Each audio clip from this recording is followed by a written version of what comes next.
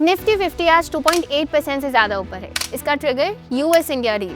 जो टैरिफ अगस्त तक 50% पहुंच गए थे, वो अब गिरकर 18% रह गए हैं। इंडिया यूएस ट्रेड डील के बाद इंडिया का टैरिफ चाइना, बांग्लादेश, वियतनाम और ताइवान जैसे रीजनल पेयर से भी कम है। और इसका सबसे तेज रिएक्शन टेक्सटाइल्स और जेम एंड ज्वेलरी सेक्टर में दिखा, जहां स्टॉक्स डबल डिजिट गेन्स के साथ रैली करते नजर आए। पर ये डील इतनी सिग्निफिकेंट क्यों है और किन सेक्टर्स के लिए इंपॉर्टेंट है, let me decode that for you.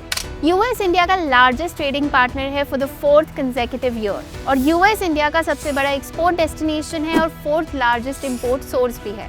पिछले 15 महीनों से मार्केट्स पर जो एक बड़ी ट्रेड रिलेटेड अनसर्टेनिटी थी, वो अब लार्जली हट चुकी है, जिसका direct impact foreign portfolio investor flows पर पड़ सकता है। चलिए देखते हैं इससे कौन कौन से सेक्टर्स और स्टॉक्स को फायदा मिलेगा।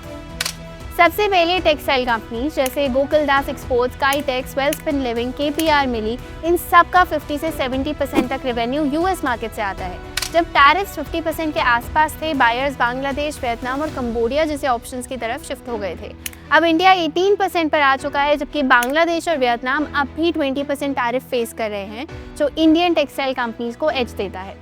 इसके चलते इंडिया की top export oriented textile companies आज या तो 20% सर्किट में लॉक्ड है या मिड डबल डिजिट्स ऊपर है।